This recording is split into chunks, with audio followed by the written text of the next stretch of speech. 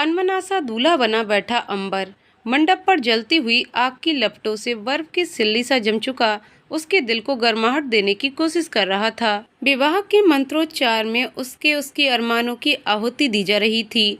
दुल्हन के लिबास में बैठी भूमि अपनी जिंदगी के बोझ को ढोने के लिए शादी की रस्में निभाई जा रही थी। विवाह की कस्में और वादों से कोई लेना देना नहीं था, बस अपने अजन्मे बच्चे के लिए पिता का नाम चाहिए था। भूमि के गर्भ में पल रहे बीज को दुनिया के ठेकेदारों और तानों से बचाने के लिए अंबर ने अपने भीतर ही हर तूफान और सैलाब को रोका बैठा था।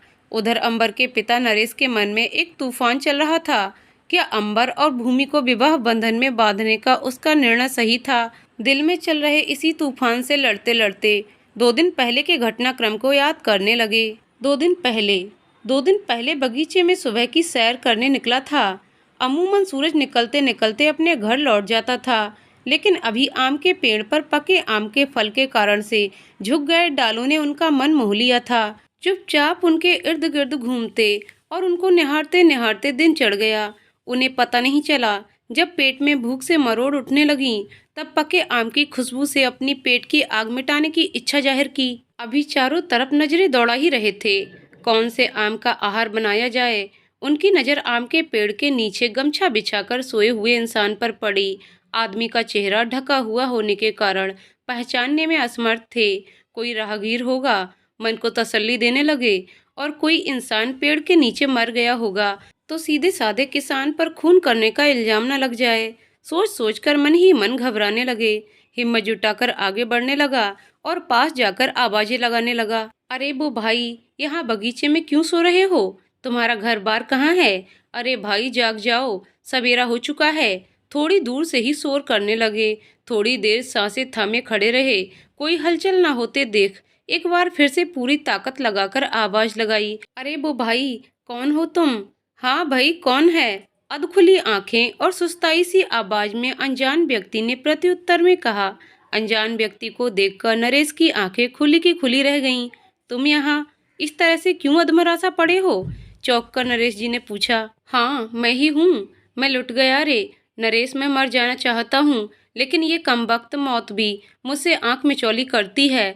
तेरा दोस्त कपिल किसी को मुंह दिखाने लायक नहीं रहा। क्या हुआ, कुछ तो बता। मैं तेरी मदद करने का हर संभव प्रयास करूँगा। कोई कुछ नहीं कर सकता। नरेश तू जा, मैं भी अपने मौत की तलाश में कहीं और निकलता हूँ। एक झटके से नरेश को अपने से दूर धकेलकर उठकर जाने लगा। नरेश ने खुद को संभाला और भागते हुए कपिल को मजबूती से पकड़ लिया। तुझे हमारी दोस्ती की कसम, तू अपनी परेशानी मुझे बता। भूमि बिन ब्याही माँ बनने वाली है।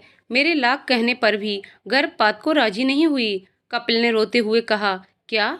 नरेश भी सर पर हाथ रखकर बैठ गया। कपिल रोता रहा और नरेश चुपचाप अपने ख्यालों में मगन अपने आप से बातें करता रहा। थोड़ी देर बाद चुप कर, रोना कोई समस्या का हल नहीं है। तू हमारा समधी बनेगा क्या? अंबर बिटवा हमार बिटिया भूमि को अपनाएगा? आश्चर्य और खुशी दोनों की लकीरें चेहरे पर आती जाती गईं। हाँ, अगर मेरे बेरोजगार बेटे से तुम अपनी बेटी का ब्याह करना चाहते हो तो जरूर ये संभव है। अपने पायजामे में बंधे छोटे से फोन से अंबर को फोन लगाया। घंटी जा रही है। नरेश ने कपिल से कहा। बेटा, आम के अपने बागान पर आधे घंटे के अंदर चले आओ। अंबर के फोन उठाते ही जल्दी से एक वाक्य में आदेश और निवेदन दोनों कर नरेश ने फोन कट कर दिया। चल मेरी बोरबेल पर चलकर हाथ मुंह धो ले और मेरी और अपनी दोनों की जिह्वा को आम का स्वाद चखा। बेमन से कपिल उठा और नरेश के साथ बोरवेल पर जाकर हाथ मुंह धोया और आम को तोड़ दोनों आम खाने लगे। दोनों अंबर का बेसब्री से इंतजार कर रहे थे। नरेश के लिए इस दुनिया में परिवार और दोस्त के नाम पर बस कपिल ही तो था। नरेश उसे खोने के डर से कांप गया। प्रणाम काका, कह कपिल के पैरों को छू आशीर्वाद लेने लगा। अंबर को देखते ही नरेश बिना कोई इधर उधर की बात किए हुए सीधे सीधे मुद्दे की बात पर आ गया। 2 दिन बाद तेरी और भूमि की शादी। गांव से बाहर वाले मंदिर में तुम्हारी शादी होगी। अंबर को अपने पिता से ऐसे तुगलकी फरमान की उम्मीद नहीं थी। एकदम से इतना सुनते ही हड़बड़ा गया। पिताजी, आप ये क्या कह रहे हैं? मैं बिना सरकारी नौकरी किए शादी नहीं करूंगा। मैं तुझसे कोई सलाह मशवरा नहीं कर रहा हूँ। ये मेरा अंतिम फैसला है। जब फैसला है तब तो आगे कुछ कहना और सुनना बेकार है, और मैं आपके हर फैसले को सर झुकाकर सुनना अपना कर्तव्य मानता हूँ। रुको बेटा, मेरी बेटी माँ बनने वाली है, कपिल ने आंसू पोंछते हुए कहा। थोड़ी देर तलक तीनों खामोश जमीन को देखते रहे।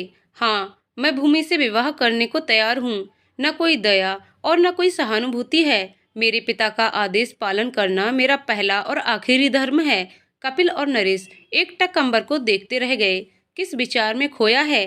कन्यादान के लिए बुला रहे हैं। चल, तुझे ही कन्यादान करना है। इतना सुनते ही नरेश हिचकिचाता हुआ गहरी निद्रा से वापस लौटा। क्या हुआ?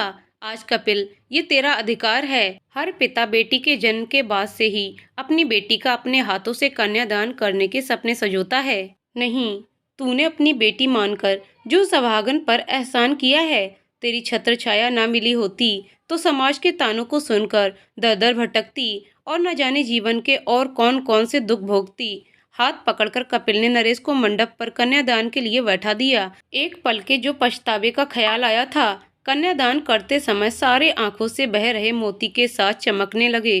कन्यादान के बाद सिंदूर दान की रस्म होते ही अब विदाई की बारी है। भूमि अपने पिता कपिल के गले से लगकर खूब रोई। पिताजी, हो सके तो मुझे माफ कर दें। चल मेरे साथ थोड़ी देर, तुम दोनों से एक साथ कुछ बात करनी है। कपिल अंबर और भूमि को एक कमरे में ले गया। भूमि कठपुतली बन बस अपने पिता के पीछे पीछे चले जा रही थी और एक गांठ से बंधे होने के कारण अंबर भी उन दोनों के पीछे चल रहा था। कमरे में पहुंच कपिल ने अंदर से दरवाजे की कुंडी बंद कर ली। भूमि, अतीत में की गई गलती की परछाई अपने वर्तमान में मत आने देना। अंबर बेटा, थोड़ा स्वार्थी ही सही, समझ लो अब जो हाथ थाम लिया है तो मेरी समाज में मान बना रहने देना। कहता हुआ अंबर के पैरों में गिर गया। क्या कर रहे हैं काका आप? अब भूमि मेरी है तो इसकी लाज और प्रतिष्ठा बनाए रखना मेरा फर्ज है। कपिल को उठाकर अपने दोनों हाथ जोड़कर उन्हें विश्वास दिलाते हुए कहा। कपिल फिर भूमि की तरफ मुखातिब हुआ। भूमि, मैं तुम्हें उसी दिन माफ कर दूंगा जिस दिन अपनी सरलता से अंबर को झुका देगी और मेरे दोस्त को अपने लिए निर्णय पर कभी पछतावा नहीं हो। मैं कोशिश जरूर करूंगी पिताजी, अपने पिता समान ससुर का सर कभी झुकने नहीं दूंगी। मन ही मन दृढ़ निश्चय कर अपने पिता के पांव छू लिए। कपिल दरवाजे की कुंडी खोलकर पूरे विश्वास के साथ विदाई की रस्में निभाने को चल दिया। दूर कहीं लाउड स्पीकर पर बजती गीत की धुन सुन अंबर ने अपनी उड़ती नजर से एक बार भूमि के चेहरे की तरफ देखा। लाल बनारसी साड़ी में भरी मांग केसरिया सिंदूर से भूमि का चेहरा बिल्कुल दमक रहा था। मायके की दहलीज से विदा होकर भूमि अब अपने ससुराल की दहलीज पर अपने स्वागत के इंतजार में खड़ी थी। सासू माँ आरती का थाल लिए उसके स्वागत में खड़ी थीं। भूमि की आरती के बाद उसका शानदार स्वागत उसकी ननद अनन्या ने किया। अब भूमि को फूलों से सजे कमरे में अनन्या ने ले जाकर कहा, भाभी, आज से ये आपका कमरा है, आप आराम करो। हंसती हुई कमरे से बाहर चली गई। भूमि उसका हंसता हुआ चेहरा देखकर मन ही मन बहुत खुश हुई। भूमि अभी अपने ख्यालों में गुम थी। दरवाजे पर किसी की आहट से घबरा गई। अभी उसका सामना अंबर से होना था। अंबर धीमे से कमरे में प्रवेश करता है। भूमि नजरें झुकाकर खड़ी हो जाती है। अंबर भी असहज ही था। कमरे से आती ताजी गुलाब की खुशबू और दो अजनबी के बीच बंधी डोर बातें तो करना चाहते थे, अपने अपने घुटन में दोनों के जुबां सिल गए थे। आप चिंता न करिए, मैं 1 साल बाद आपको तलाक देकर आपकी जिंदगी से चली जाऊंगी, धीमे स्वर में भूमि ने कहा। इतना बड़ा एहसान आप खुद पर करती तो आज ये नौबत नहीं आती। प्रेम करना गलत नहीं है, लेकिन प्रेम के वशीभूत होकर अपना सर्वस्व न्यौछावर कर देना अपने संस्कारों का अपमान है। आप पढ़ी लिखी हैं, समझदार हैं और अच्छे और बुरे का भान नहीं है। और हाँ, एक बात, मैं जीव हत्या का पाप अपने सर पर नहीं लेना चाहता हूँ। सिर्फ और सिर्फ इस बच्चे और अपने पिताजी के खातिर तुमसे शादी, कहकर अंबर कमरे से बाहर चला गया। कमरे में भूमि पर हंसते गुलाब के फूलों से सजे सेज को छोड़ गया। भूमि ने गुस्से और अपमान से पूरी सेज को तोड़ मरोड़ कर तितर बितर कर दिया।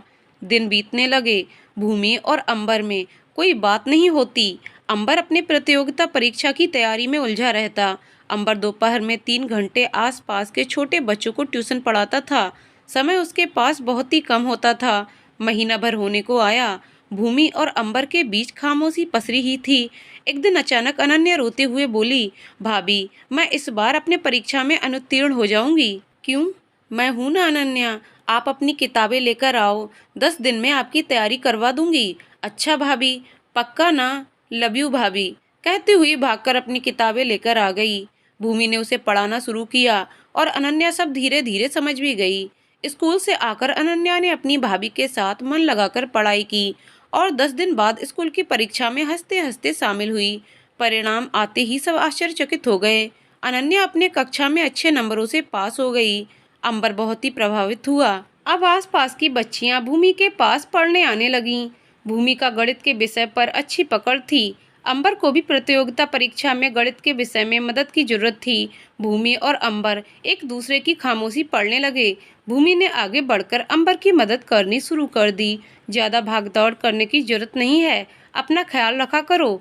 भूमि, बस पढ़ना ही तो है। पढ़ाई के दौरान जब भूमि और अंबर एक दूसरे को गलती से भी स्पर्श कर जाते, दोनों असहज महसूस करते। अंबर को भूमि का साथ अच्छा लगने लगा था। नरेश जी अपने बेटे और बहू की आंखों में एक दूसरे के लिए छलकते प्रेम को देखकर मन ही मन गदगद उठते। प्रेम से टूटकर जो मिले, उस प्रेम की खुशबू चहु ओर फैले। मन ही मन अक्सर दोहराते रहते थे।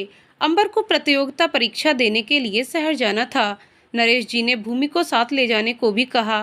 पिताजी, अभी उसे आराम की जरूरत है, इस हाल में घूमना फिरना सही नहीं है। डॉक्टर ने भी साफ मना किया। दरवाजे के ओट में खड़ी भूमि की न जाने क्यों आंखें छलक पड़ीं। क्या अंबर और मेरे बीच हमेशा मेरा अतीत तो खड़ा नहीं रहता है? भूमि ये सोचकर बेचैन हो उठी। अभी विवाह के 5 माह बीत गए थे। आज पहली बार अंबर और भूमि अलग हुए थे। भूमि अपने कमरे में गई। हर तरफ खामोशी पसरी थी। गुनगुनाती हुई अनन्या कमरे में आई। उसके मुंह से गाना सुनकर भूमि हंसने की कोशिश करते करते रो पड़ी। क्या हुआ भाभी? भैया परसों शाम तक आ जाएंगे, चिंता मत करो। कुछ नहीं अनन्या, बस आज पिताजी की याद आ रही थी। भूमि बात को टाल गई। भाभी, शायद मोबाइल पर किसी का कॉल आ रहा है। अपने में उलझी भूमि का उस ओर ध्यान दिलाकर अनन्या कमरे से बाहर चली गई। अनजान नंबर देख फोन कट कर दिया। फिर से फोन बज उठा। भूमि ने फोन जैसे उठाया, सामने से अंबर की आवाज़ सुनकर चौंक उठी। मैं देर रात तक पहुंच जाऊंगा, मैं ठीक हूँ, आप दवाई लेकर सो जाना। उसके कुछ बोलने से पहले फोन काट दिया। बिल्कुल अपने धुन में मतवाले हैं अंबर, कुछ सुने बिना ही फोन काट दिया था। तो फोन ही क्यों की? बस दवाई के सिवा कुछ बोलते भी नहीं। बस परीक्षा अच्छे से दे दे और परसों आने के बाद बात करती हूँ। भूमि अपने ख्याल में मगन सोने ही जा रही थी। अनन्या बगल में आकर सो गई। भाभी, भैया कहकर गए हैं आपके साथ ही मुझे सोना है, क्योंकि आप नींद में डर जाती हैं। भूमि समझ नहीं पा रही थी ये स्वप्न है या हकीकत है, लेकिन जो भी है, उसके जीवन में सच्चे प्रेम ने दस्तक दे दिया था। 2 दिन तड़प तड़प कर निकल गए। 2 दिन बाद किरणों के खिलने से पहले अंबर ने घर की देहरी पर पांव रख दिया। अरे बिटवा, इतनी सुबह सुबह तुम आ गए। राधा अंबर की माँ की आवाज़ थी। माँ की आवाज़ सुनकर भूमि की आंख तुरंत खुल गई। भूमि भागकर कमरे से बाहर आने लगी। अंबर को लंगड़ाते हुए देख नरेश जी ने चिंतित होकर पूछा, अरे बेटा अंबर, पैर में क्या हुआ? पिताजी, मैं जल्दबाजी में चढ़ते हुए चोट लग गई। भूमि तुरंत चिकित्सा के लिए रखी बक्सा लाने चली गई। बक्सा लाकर अंबर का हाथ पकड़कर वहीं पड़ी कुर्सी पर बिठा दिया। अंबर यंत्रवत उसकी बात मानकर कुर्सी पर बैठ गया। राधा और नरेश भी आश्चर्य से भूमि को देखे जा रहे थे। आपको हमेशा जल्दी मची रहती है, एक शाम को नहीं आते तो आपका घर इस गांव से उठकर दूसरे गांव में जाकर नहीं बस जाता था? भूमि ने गुस्से में अंबर को डांट लगाई। अंबर तो भूमि के चेहरे को देखे जा रहा था। आपको तो बुखार भी है। भूमि ने उठकर अंबर का सर छूते हुए कहा, चोट की वजह से आ गया होगा। अंबर ने लापरवाही से कहा और उठकर कमरे की तरफ जाने लगा। आप हाथ पांव धो लो, मैं चाय बिस्किट लेकर आती हूँ। अंबर ने हाँ का इशारा करते हुए सर हिलाया। चाय बिस्किट के साथ भूमि दवाई लेकर कमरे में पहुँच गई। अंबर के चाय और बिस्किट खाने के बाद भूमि ने दवाई पकड़ाते हुए कहा, दवाई भी ले लीजिए। भूमि, आप अपना ख्याल रखिए, अभी आपको आराम की सख्त ज़रूरत है। हर वक्त अपना ख्याल रखो, माँ बनने वाली हूँ, कोई बीमारी नहीं है। लगभग खींचते हुए बोली, चोट लगी है, मरने वाला नहीं हूँ। कहकर अंबर गुस्से से बाहर चला गया। भूमि चुपचाप रसोई में नाश्ते की तैयारी करने चली गई। अंबर से इस बर्ताव की उम्मीद नहीं थी, लेकिन रोकर अपना मन खराब नहीं करना चाहती थी।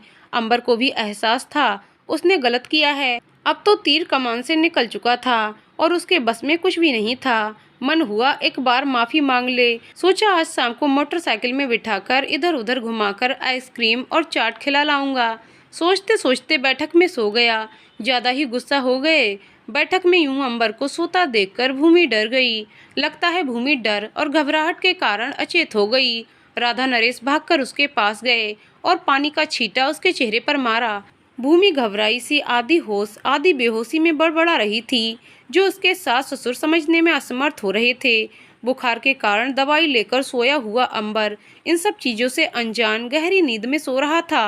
अंबर को नरेश जी ने झकझोर कर जगाया। तब जाकर अंबर ऊँघता हुआ अनमने ढंग से उठा। क्या हुआ पिताजी, इतने परेशान क्यों हो रहे हैं? बेटा, भूमि बेहोश होकर गिर पड़ी है और बेहोशी में बड़बड़ाए जा रही है, नरेश जी ने घबराते हुए कहा। इतना सुनते ही अंबर के होश उड़ गए। भागकर भूमि के पास गया। भूमि को अपनी गोद में उठाकर पिताजी की मारुति 800 में डालकर गाड़ी की चाबी लेने मुड़ा ही था। सामने से पिताजी को गाड़ी स्टार्ट करते देख भूमि को संभालने पिछली सीट पर बैठ गया। नरेश जी तेजी से गाड़ी भगाते हुए अस्पताल के पास पहुंच गए। भूमि को गोद में उठाकर डॉक्टर के पास ले गया। डॉक्टर अंबर को इस तरह देखकर परेशान हो गई। क्या हुआ? भूमि को अंबर और पास ही पड़े अस्पताल के बेड पर भूमि को लिटाने का इशारा किया। जांच के करने के बाद डॉक्टर ने बोला, कोई परेशानी की बात नहीं लगता है, कुछ दिनों से ही सही सोई नहीं है और किसी बात से परेशान है। मैं इसे एक सुई लगा देती हूँ, थोड़ी देर बाद भूमि ठीक हो जाएगी। थोड़े दिनों तक इसका पूरा ख्याल रखना। अभी 7वां महीना चल रहा है, ज़्यादा ख्याल रखने की ज़रूरत है। आप जैसा कहेंगी अपनी भूमि का पूरा ख्याल रखूंगा। बेचारी मानसिक परेशानी से गुजरती है, मैं इसकी स्थिति समझकर अनजान बन जाता हूँ। परेशान मत हो बेटा, हम सब मिलकर भूमि का ख्याल रखेंगे, नरेश जी अंबर को संभालते हुए कहा। थोड़ी देर बाद भूमि को लेकर दोनों घर लौट आए। इधर घर पर राधा और अनन्या का बुरा हाल था। कपिल के पास भी खबर पहुंच गई थी। कपिल भी भागते हुए नरेश जी के घर पहुंच चुका था। भूमि को अंबर को सहारा देता देख कपिल जी बिना बोले और भूमि से बिना मिले खुशी से अपने घर लौट गए। भूमि के अस्पताल से लौटने के बाद अंबर और उसके बीच में एक मौन पसर गया। उसके कुछ कहने से पहले अंबर उसका हर काम कर देता। प्रेम ने दोनों के बीच में पांव पसार दिया था। भूमि के दिल में प्रेम का आगाज हो चुका था। अंबर के दिल में जो चोर बनकर प्रेम बैठ गया था, जिस चोर से अंबर अभी भी अनजान ही था। 1-2 दिन के विशेष ख्याल से भूमि बिल्कुल स्वस्थ हो गई, लेकिन अब भूमि और अंबर दोस्ती के रिश्ते में बंध गए। अब दोनों के हंसी ठहाके घर में गूंजने लगे थे। भूमि की खुशी उसके आंखों में साफ झलकती थी। अब भूमि की डिलीवरी की डेट नजदीक आ रही थी और भूमि के ससुराल के नियम के अनुसार भूमि को अपने मायके जाना था। अंबर अब भूमि से दूर जाने के डर से डर रहा था, लेकिन कर क्या सकता था। एक दिन भूमि को सरप्राइज देते हुए अपनी मोटरसाइकिल पर बैठाया और शहर के तरफ जाने वाले रास्ते पर उसे घुमाने निकल गया। भूमि इससे पहले इतना खुश कभी नहीं हुई थी। सड़क किनारे बने ढाबे पर अंबर ने मोटरसाइकिल रोक दिया। भूमि का हाथ पकड़कर उसे ढाबे पर ले गया। भूमि का खुशी से नाचने का मन कर रहा था। सामने से बजती संगीत की आवाज माहौल को खुश करने के लिए काफी था। भूमि गुनगुनाए जा रही थी, आप बहुत अच्छा गाती भी हो, पढ़ाई में इतनी होशियार हो, आप बहुत ही होशियार लड़की हो। ऐसा कुछ नहीं है, बस मुझे ये गाना बहुत पसंद है और अक्सर मैं गाती रहती हूँ। आपकी मदद से इस बार मेरा चयन हो जाएगा, मुझे पूरा यकीन है। और इस बार बैंक मैनेजर तो बनकर रहूँगा। सीधे बैंक मैनेजर बन जाइएगा, भूमि ने हंसते हुए कहा। नहीं नहीं, सहायक तो बन ही जाऊँगा। आपने गणित में मेरी काफ़ी मदद की है। रीजनिंग और अंग्रेजी तो सही थी, हर बार गणित के कारण अटक जाता था। हाँ, मुझे भी पूरा यकीन है आप इस बार चयनित हो जाओगे, भूमि ने पूरे विश्वास से कहा। अंबर ने धीमे धीमे मुस्कुरा दिया। भूमि भी खुश थी। आइसक्रीम लाऊं आपके लिए? खाना घर का ही ठीक रहेगा और आइसक्रीम एक दिन खा सकती है। आइसक्रीम खाते खाते यूं ही अंबर बोल पड़ा। आप इतनी समझदार लड़की हैं, आपसे इतनी बड़ी गलती कैसे हो सकती है? मुझे ये सवाल परेशान कर जाता है। भूमि के हाथ से आइसक्रीम छूटकर गिर गई और वो जोर जोर से रोने लगी। माना मैं बहुत समझदार हूँ, लेकिन गलती तो इंसान से ही होती है और मुझसे भी गलती हो गई। अब इसकी सजा मैं कब तक भोगूं? आप हर बार मुझे याद क्यों दिलाते रहते हो? मैं कोई बच्ची नहीं हूँ कि मुझे ये पता नहीं मुझसे क्या गलती हुई है। बाहर की चकाचौंध दुनिया में मैं इस कदर खो गई, मैं अपने संस्कारों को ही भूल गई। मैं आप जैसी महान भी नहीं हूँ, ना ही संस्कारों से बंधी हूँ। ये भी सही है कि हर बार लड़के गलत नहीं होते हैं, लड़कियाँ भी गलत होती हैं। हो सके तो मुझे आज के बाद इस बात की याद मत दिलाना। मैं अपवित्र लड़की हूँ, असंयमित, अमर्यादित और संस्कार विहीन लड़की हूँ। आप भगवान बन गए हो, मैं आपकी पूजा नहीं कर सकती, क्योंकि मैंने भी निस्वार्थ भाव से प्रेम किया था। सामने वाला दगाबाज और फरेबी निकला तो उसमें उसका कसूर है, मेरा नहीं। समझे? मेरे जीवन के घुसपैठी ये महान इंसान। अंबर स्तब्ध रह गया और आगे कुछ भी नहीं कहने की हिम्मत कर पाया। बहुत हिम्मत कर उसने बस इतना ही कहा, मेरे कहने का ये मतलब नहीं था भूमि। सारा मतलब समझती हूँ, लेकिन आप चिंता मत करो, मैं आपको तलाक दे दूंगी। और इतना तो आत्मसम्मान मेरा भी नहीं मरा है, मैं आप पर बोझ बनकर रहूं। मैं अपने और अपने बच्चे का ख्याल बखूबी रख सकती हूँ। इतना कहकर भूमि वहां से उठकर जाने लगी।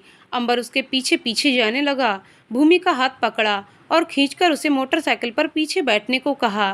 फिर पूरे रास्ते दोनों शांत रहे, कोई कुछ नहीं बोला। घर पहुंचकर भूमि सीधे अपने कमरे में चली गई। अंबर उसकी स्थिति समझता था, इसलिए उसने कुछ भी कहना जरूरी नहीं समझा, और इस अवस्था में मूड स्विंग होना आम बात है। ये सोचकर उसने भूमि को उसके हाल पर छोड़ दिया। 2 दिन तक दोनों में कोई बात नहीं हुई। अंबर ने सोचा, कुछ दिन बाद जब भूमि का मन शांत होगा तब उसे बताऊंगा कि वह अपवित्र लड़की नहीं है, मेरे लिए उतनी ही पावन है जितना कि मेरे लिए मेरी माँ है। इसी बीच अंबर का प्रतियोगिता का परिणाम आ गया और उसका चयन बैंक के सहायक मैनेजर पद पर हो गया। पूरा घर खुशी से झूम उठा और माँ ने घर में छोटी सी पूजा का आयोजन रखा। सारे रिश्तेदारों, मित्रों और भूमि के परिवार वालों को निमंत्रण दिया गया। भूमि और अंबर को पूजा में साथ बैठने को कहा गया। दोनों ने मिलकर पूजा की, लेकिन भूमि एक दूरी अंबर से बनाकर रखी थी जो सबको दिख रहा था। भूमि को पूजा के बाद उसके मायके भी जाना था। पूजा खत्म होने के बाद अनन्या ने पूछा, भाभी कोई बात है क्या? आजकल आप परेशान रहते हो। नहीं, ऐसी कोई बात नहीं है, बस आजकल तबीयत सही नहीं रहती है। अच्छा, अब तो नन्हा मेहमान हमारे घर में जल्दी ही आने वाला है, फिर तो मैं उसके साथ खूब खेलूंगी, कहती हुई चली गई। कपिल जी भूमि को लेकर उसके मायके चले गए। भूमि दुखी मन से उनके साथ चली गई। अंबर कुछ भी कह नहीं पाया और न ही बता पाया कि भूमि उस दिन मैं यूं ही बोल गया। भूमि मायके पहुंचकर शांत और खुद में ही खोई खोई रहती। इधर अंबर भी बुझा बुझा रहने लगा। सब सोच रहे थे, एक दूजे के याद में खोए रहते हैं, लेकिन अंबर और भूमि एक दूसरे को खोने के डर से डरे हुए थे। अंबर को अपना कमरा काट रहा था। शायद उसे अब एहसास हो चुका था, भूमि उसकी जिंदगी जीने की वजह और उस बच्चे से अत्यंत लगाव हो गया है। बिना एक पल गवाए उसी वक्त भूमि से मिलकर अपने दिल की बात बता दूंगा। अंबर अपना मोटरसाइकिल निकालकर भूमि के घर की तरफ भागा। इधर तनाव के कारण भूमि को लेबर पेन शुरू हो गया। उसे आनन फानन अस्पताल में भर्ती करवा दिया। अंबर जब अपने ससुराल पहुंचा, वहां ताला लगा देख घबरा गया। कुछ सोच पाता उससे पहले उसका फोन बज उठा। फोन उसके ससुर कपिल का था। फोन उठाते ही, बेटा आप जल्दी से अस्पताल आ जाओ। अंबर ने फोन काटा और तेजी से मोटरसाइकिल भगाता हुआ अस्पताल पहुंचा। बेटा आप आ गए। भूमि की स्थिति बहुत ही गंभीर है और डॉक्टर ने मां और बच्चे में से किसी एक को बचाने की बात कही है। कपिल ने अंबर को देखते ही रुंधे गले से डॉक्टर वाली बात बताई। अंबर ने बिना एक पल गवाए बच्चे को बचाने की बात कही। कपिल उसे घूर घूर कर देखने लगा, लेकिन भूमि का पति होने के नाते अंबर का निर्णय माना जाता, इसलिए कपिल ने चुप रहने में ही भलाई समझी। डॉक्टर ने फॉर्म पर हस्ताक्षर करवा लिया और ऑपरेशन की तैयारी शुरू कर दी। 2 घंटे बाद अंबर के गोद में एक बच्ची खेलने लगी। अंबर ने भूमि के बारे में पूछा, खतरे से बाहर है, 2 घंटे बाद उससे मिल सकते हैं। भूमि के होश में आते ही अंबर दौड़कर उसके पास गया और सीने से लगकर कहा, मेरी भूमि अपवित्र नहीं है और मैं अपनी भूमि के बिना अधूरा हूँ, और धरा मेरी बेटी है, तुम्हारे शरीर का एक हिस्सा, और जो सिर्फ तुम्हारा है, और अब ये हमारी धरा है। अंबर तो भूमि को हमेशा प्रेम रूपी जल से सींचता आया है, उसकी हर तपिश को अपने संरक्षण में खुद में समेट लेता है। भूमि इतना सुनते ही बोल पड़ी। भूमि सदियों तक अंबर से मिलने को तरसी है, और आज ये भूमि अपने अंबर से मिलकर क्षितिज बन गई है। कपिल और नरेश अपने बाग के इन फूलों को एक साथ खिलते देखकर आशीर्वाद देकर प्रसन्न हो रहे थे। तो दोस्तों, आपको कहानी कैसी लगी कमेंट करके जरूर बताइएगा। कहानी पसंद आई हो तो वीडियो को लाइक शेयर करें और चैनल को सब्सक्राइब करें। वीडियो को पूरा देखने के लिए बहुत बहुत धन्यवाद दोस्तों।